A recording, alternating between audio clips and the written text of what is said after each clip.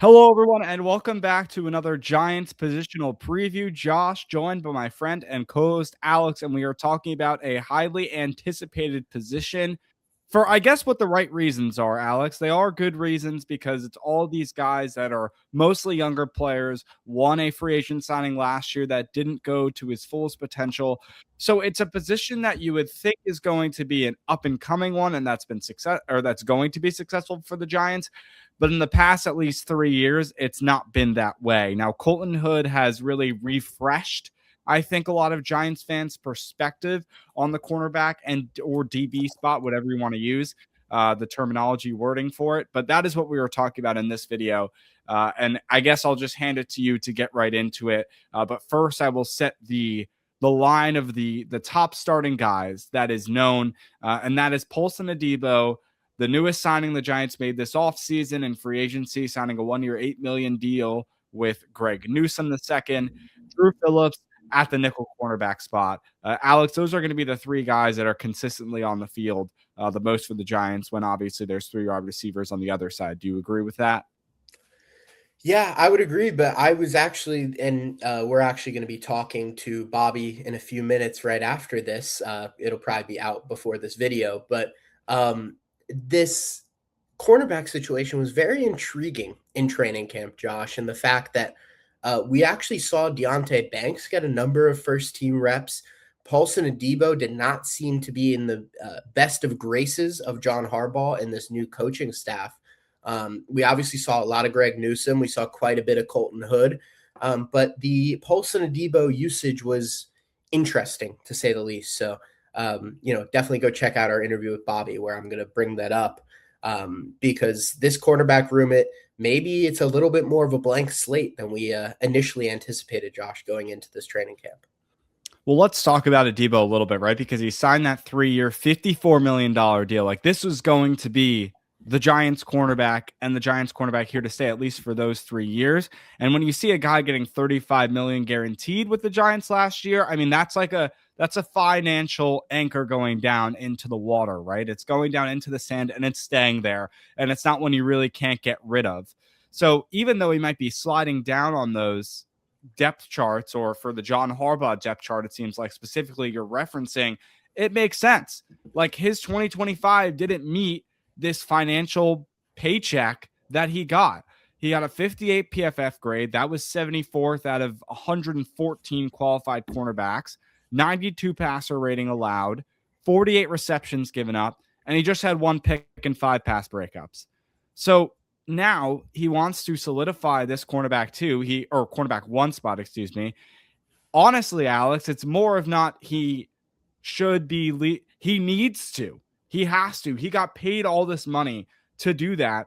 And the Giants are kind of left in a spot where, what are they going to do if that's not the case? They're going to have to look for a trade. They're going to have to look for a trade to get Adebo out of the room, or cut him. You face a huge financial burden. I don't want to talk about either of those options right now, but you already mentioned to me that in training camp, he's already sliding down the depth chart in his own team that is paying him $50 million over 3 years. That's an issue. Yeah, no, I agree with you. And, you mentioned the stats there, Josh. He was not good. Honestly, the stats don't do it justice about just almost how bad he was last season. And, upsetting because you invest all this money in free agency. And obviously, cornerback's a tough one to get right. And, even when we signed him, Josh, obviously we're sitting here, I guess it was a year ago around this time when we're talking about him. And obviously didn't have super consistent performances with the Saints, had a couple of good years, had a couple of bad years, and it wasn't necessarily a clear trajectory of his improvement. It was very much, bad second year, good third year, not so great fourth year. So you were kind of just mixing it up, and you kind of were gambling on what kind of Paulson Adebo you're getting. And it was not a great Paulson Adebo last year. Based on camp, it's not looking like a great Paulson Adebo this year, but this Giants cornerback room is, in my opinion, the weakest part of this team. And worse than D tackle.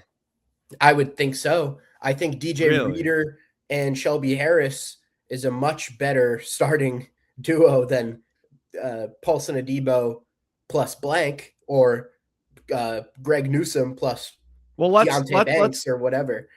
let's Yeah. get into Newsome a little bit. Signed this 1 year, $8 million, sort of a prove it deal. Got traded around from Cleveland to Jacksonville last year in October. Had a 57 coverage grade in 2025. That was 81st at his position. So solid, average player. As you said, had a good chunk of these first team reps in camp, and you would assume would be a starter in week 1.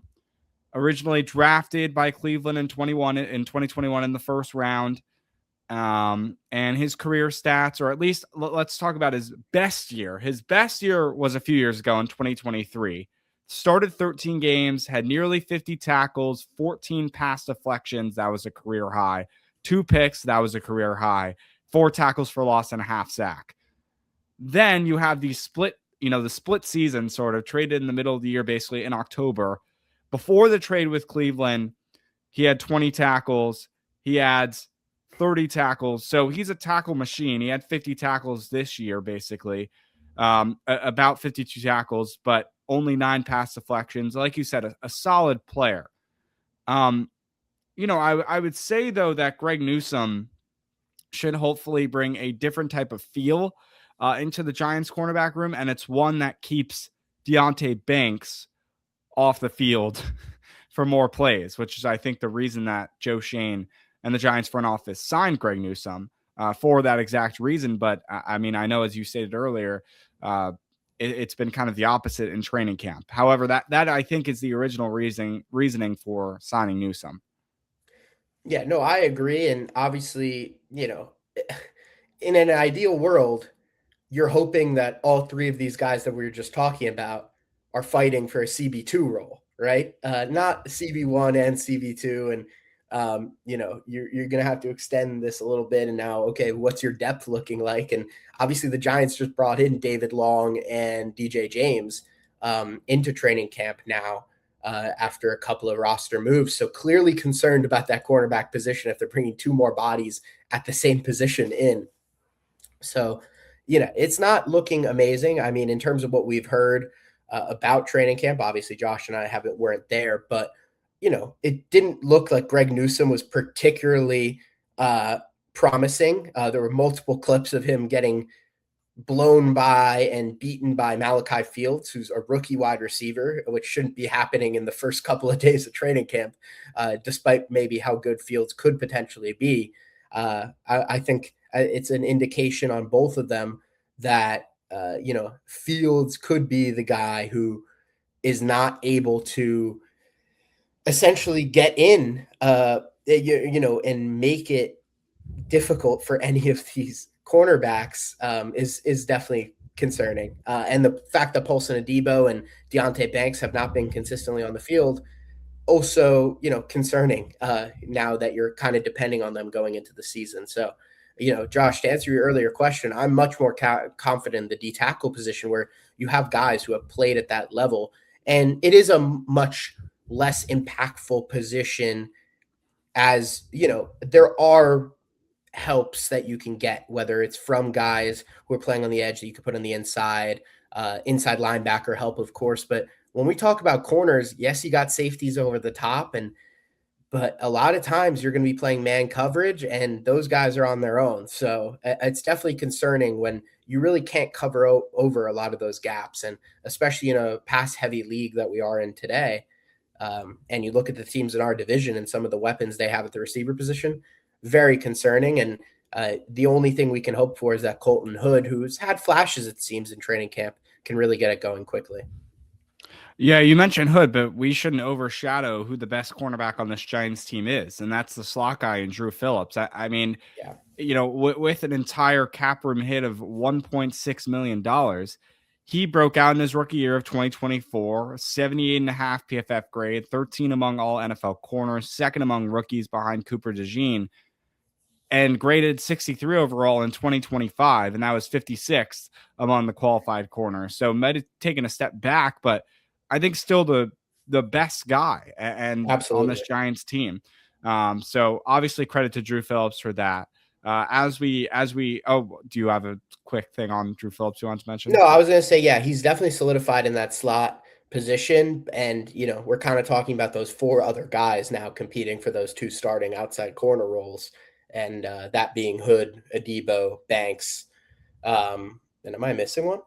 Actually, no, I'm not. Or Paul Adebo, Banks, Hood, and Greg Newsome. Sorry, that's the 4th Yes. there. So you got those 4 guys kind of fighting for those 2 spots. So not ideal, as we mentioned before. So that leads us to the final 2 guys, Deonte Banks and Colton Hood.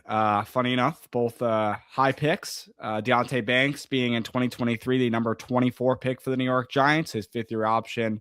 The Giants declined, so this is a contract year for Deonte Banks. Had his probably worst year in 2025. His 42 graded PFF score was the 3rd worst among qualified cornerbacks. 26 catches allowed and no picks. The only thing that helped him out was because the Giants had no other special teamers. It had to be Deonte Banks, and he averaged 33 yards per kick return, and that drew a 2nd-team All-Pro return consideration. But now he's honestly fighting to not even, I was going to say not even be started, but to make the roster. I think he'll make the roster. However, Deonte Banks was not picked in the draft, and Alex, I think you can address this as well, to be a special teamer. Absolutely. That was the ridiculous lowest point you could think of. Maybe an added specialty to his game. His job was to be the number 1 cornerback on the Giants, and it has failed miserably. And it's just another showing, similar to Evan Neal on the offensive line side, of a failed 1st-round pick made by the New York Giants franchise. And that's where we sit on Deonte Banks. Now, I'll let you respond, but first I want to talk about maybe someone who can change that, and that was the 2nd-round pick in 2026, Colton Hood from Tennessee. All-SEC 2nd team in 2025. He's listed as Adebo's backup. He's also competing with Banks and Newsome, as we've talked about this entire video, to be a starter in week 1. I would say the long-term CB2 answer, I think he will be, hopefully behind Adebo or behind maybe Deonte Banks in another life. I don't know. But that's the hopeful plan for Colton Hood, who honestly, Alex, in his rookie year, sadly enough, could possibly outplay in terms of snap count Deonte Banks. Yeah. And, both those guys have gotten opportunities with the 1st team, and, hopefully they both make the most of it, because Adebo and Newsome have been definitely not convincing as of yet. So I don't expect to see much Hood in the beginning of the season, but the Giants' hand could be forced if some of these other guys are playing not great football, which, is definitely probable given what we're seeing so far. And this would definitely be the spot, Josh. And I said this, we're going over our 53-man roster, but specifically for this position, the Giants are going to need to hopefully get some bodies in that are slightly better, because this is not a good situation at all. And definitely the most doomy and gloomy situation so far, as we've been going through these positional previews, Josh. Yeah, Alex, and that does it for our cornerback position. We will catch you next time for our final positional preview. That is at the safety spot. For watching, we appreciate you for tuning in to hopefully all of these. If you have not, there's a playlist. You can go back and watch all of them on there. We really appreciate it. And we'll catch you for our last positional preview heading into the 2026 regular season for the New York Giants. Peace.